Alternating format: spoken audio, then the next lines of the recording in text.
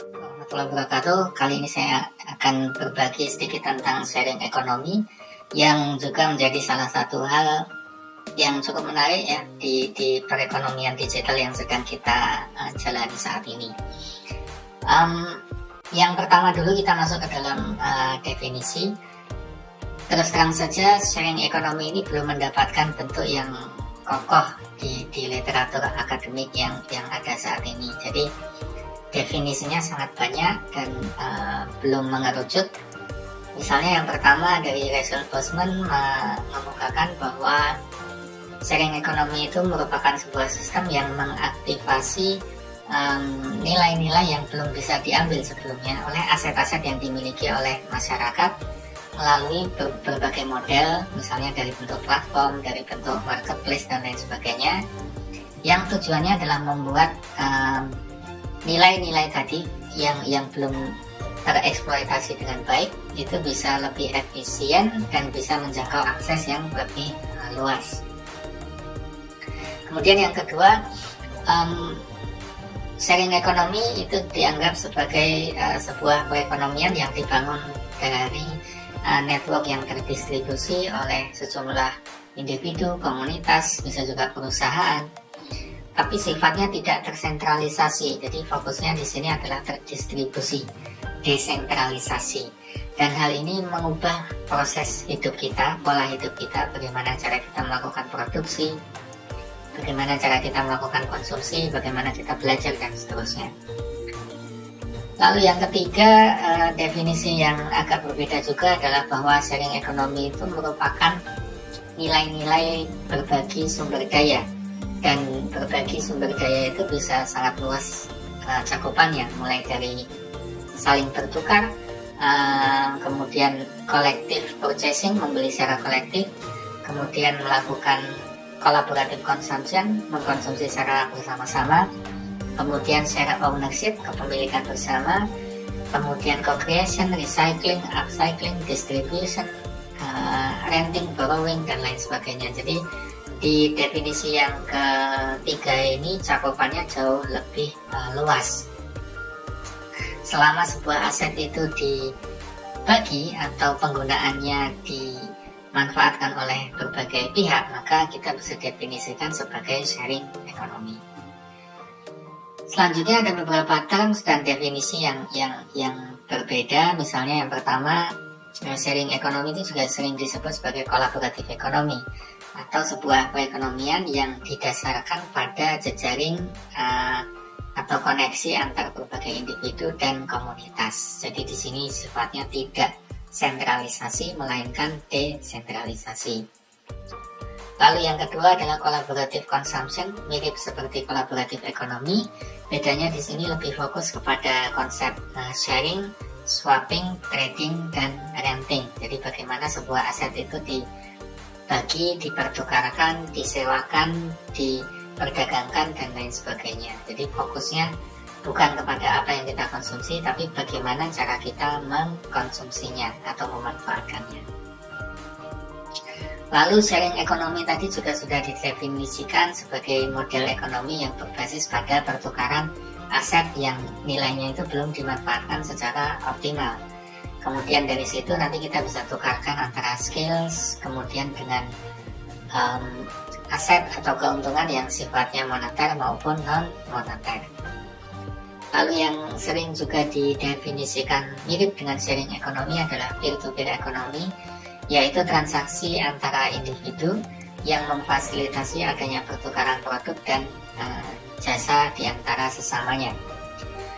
Lalu yang juga sering digunakan adalah gig ekonomi, karena sharing ekonomi itu cenderung untuk aset-aset yang kecil, biasanya transaksinya tidak terlalu mahal, maka orang sering mengasosiasikannya sebagai gig ekonomi untuk transaksi yang tidak terlalu besar atau receh. Kemudian dari sisi kacamata akademisi ada beberapa terminologi yang mirip dengan sharing ekonomi. Yang pertama adalah access-based consumption, yaitu bagaimana cara kita melakukan konsumsi tapi tidak benar-benar memiliki barang atau sumber daya tersebut. Lalu yang kedua adalah collaborative consumption, ini papernya Bell 2014. Di sini fokusnya adalah pada bagaimana konsumen melakukan proses koordinasi untuk memanfaatkan aset atau sumber daya yang ada. Kemudian yang ketiga adalah platform ekonomi. Di sini fokusnya lebih kepada bagaimana kita bisa menciptakan value, menciptakan nilai bersama yang lebih baik dan difasilitasi oleh platform digital. Kemudian yang keempat adalah common based production. Di sini fokusnya adalah pada common good, barang milik bersama, sumber daya milik bersama, sehingga yang jadi isu adalah bagaimana kita melakukan produksi dan konsumsi tanpa benar-benar memiliki atau ada kepemilikan individu di dalamnya. Lalu yang terakhir yang juga relevan adalah gift system. Jadi di sini adalah sebuah sistem tercipta dan ada pertukaran barang di dalamnya berdasarkan konsep reciprocity atau timbal balik di antara para anggotanya. Kemudian ini tadi yang saya sampaikan sebelumnya, sharing ekonomi itu berdasarkan adalah model ekonomi yang berdasarkan pada pertukaran sumber daya antara anggotanya. Kemudian sering juga diistilahkan sebagai kolaboratif ekonomi, yaitu keterkaitan antara individu dan komunitas yang saling terdistribusi, tetapi di sistem yang terdistribusi tersebut bisa menciptakan sebuah kolaborasi yang baik, yang mempengaruhi bagaimana cara kita memproduksi, mengkonsumsi, dan banyak hal lagi. Kemudian ini juga salah satu bentuk kolaboratif ekonomi. Di dalamnya tidak hanya fokus pada barang dan jasa saja, tapi juga bisa berupa makanan, kemudian bisa berupa uang atau aset moneter, bisa berupa space atau ruang, kemudian bisa juga transportasi. Jadi di sini Jeremiah Owyang ini mengklasifikasikan kolaboratif ekonomi atau sharing ekonomi itu dalam 6 hal yang berbeda.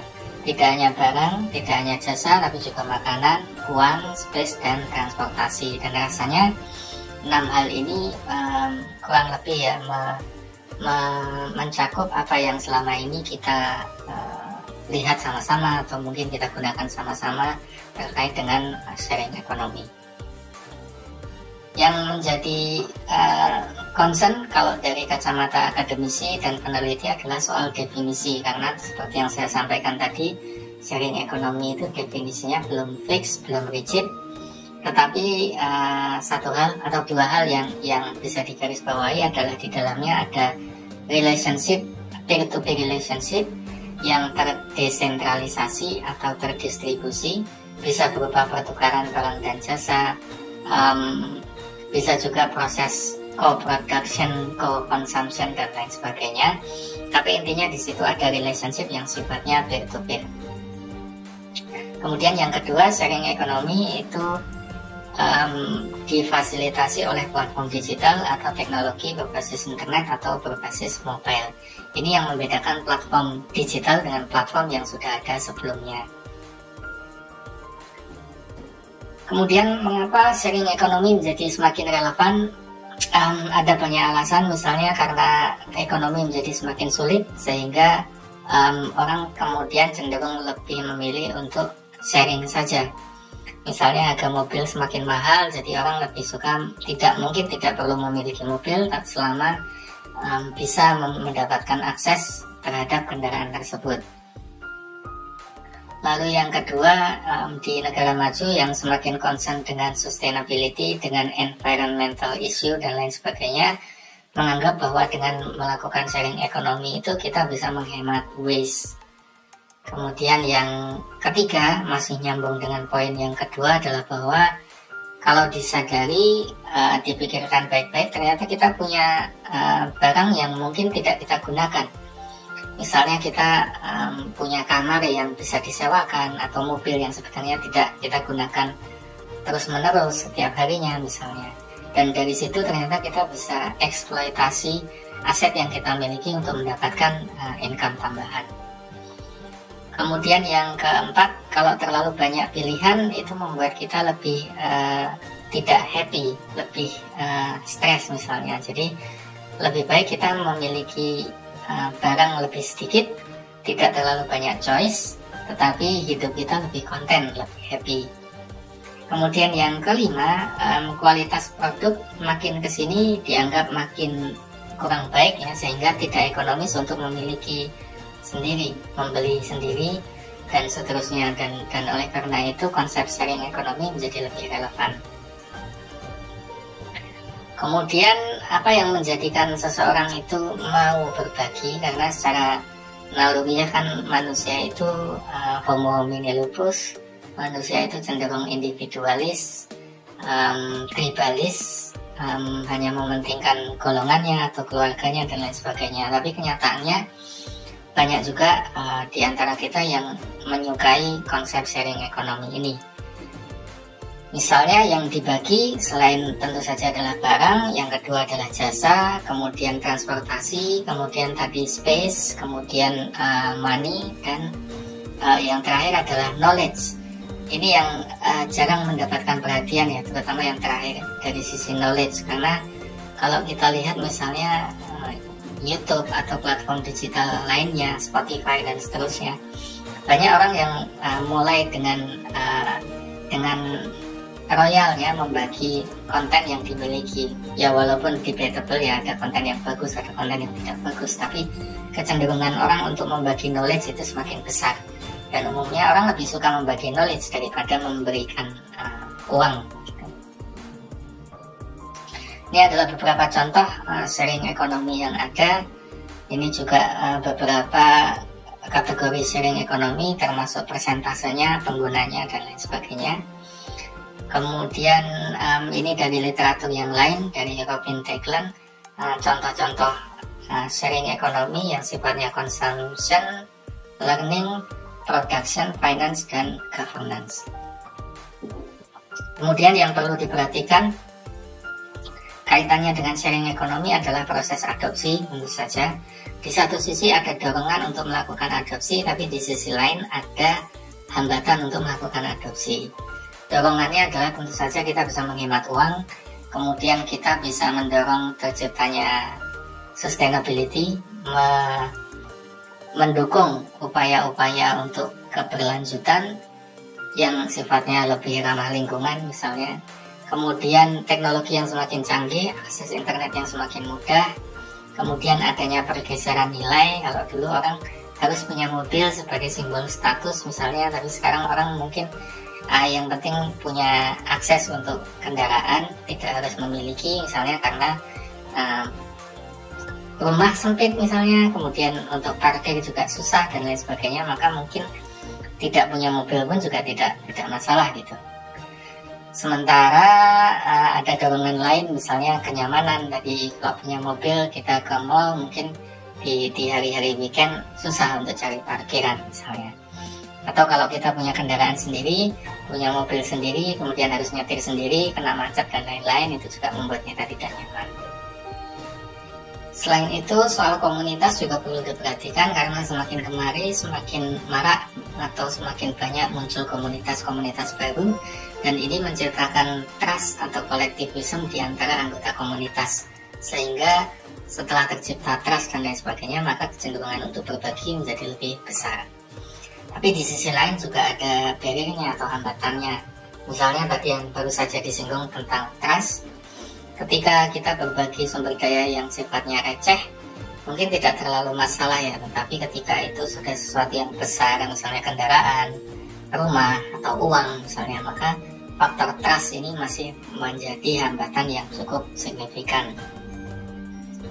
Kemudian yang kedua adalah masalah keamanan dan privasi, karena di Indonesia ini untuk hal-hal yang berbau negatif kan orang Indonesia cenderung kreatif ya, jadi sedikit saja ada peluang bisa dimanfaatkan untuk hal-hal yang kurang baik atau menciptakan tindakan kriminal, mendorong tindakan kriminal yang lebih jauh.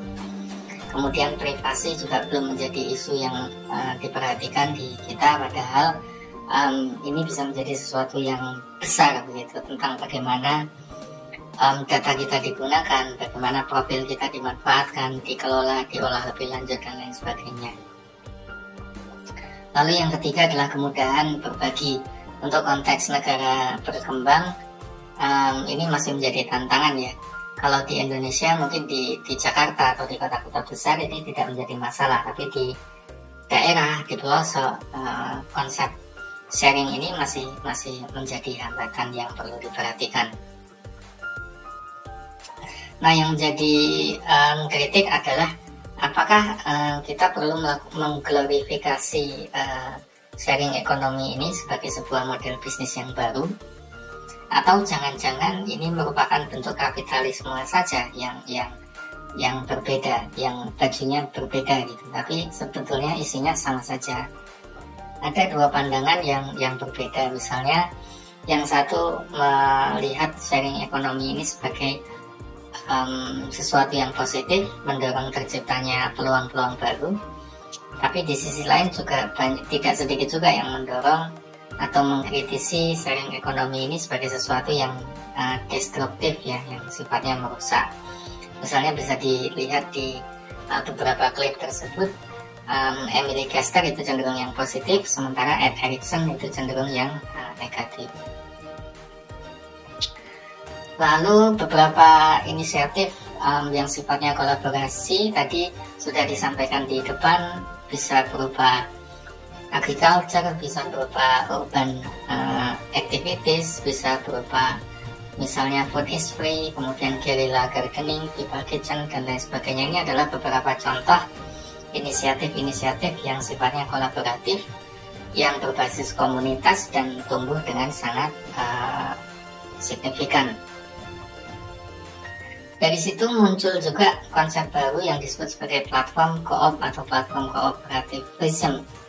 Jadi di sini ada sebuah platform yang digital, kemudian dimiliki secara kooperatif, secara bersama-sama, lalu governance-nya, tata kelolanya demokratis, kemudian ada protokol atau website atau aplikasi yang memudahkan kita untuk melakukan transaksi atau komunikasi di dalam platform tersebut. Kemudian ini tidak fokus semata-mata untuk mengejar profit, tetapi keuntungan itu nanti dikembalikan lagi kepada kooperatif, kepada anggotanya. Nah, konsep ini pertama kali disampaikan oleh Trevor Scholes tahun 2014. Di situ dia mengkritisi sharing ekonomi dari sisi negatifnya, kemudian mendorong terciptanya sharing ekonomi yang lebih demokratis. Jadi memindahkan aktivitas sharing ekonomi yang tadinya fokus kepada kapitalisme, eksploitasi, dan lain sebagainya, digeser kepada kooperatif, atau kalau dalam bahasa Indonesia adalah koperasi. Jadi sesungguhnya ini bukan barang yang baru ya. Dulu kita sudah mengagung-agungkan konsep koperasi yang sayangnya mungkin tidak diikuti dengan perkembangan yang berbasis teknologi.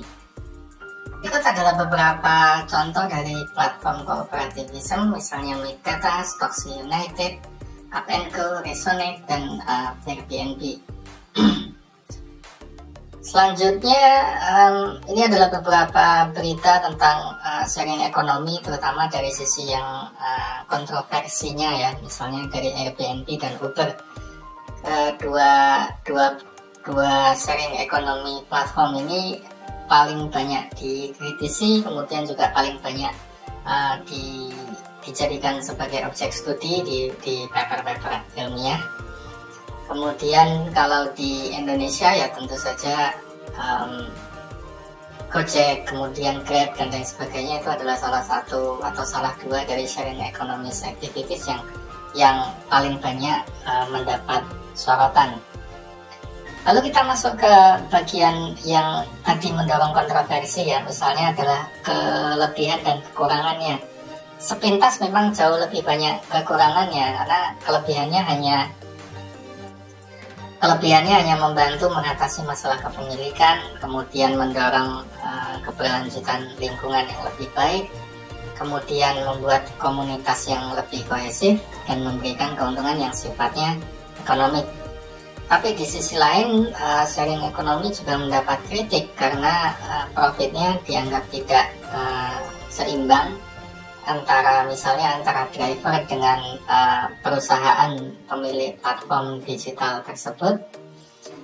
Kemudian sharing ekonomi juga tidak memberikan long term employment. Jadi seperti drivernya Uber atau drivernya Gojek misalnya, mereka bukan merupakan employee, tapi lebih sering dikritisi sebagai eksploitasi karena tidak ada benefit atau jaminan sosial yang memadai.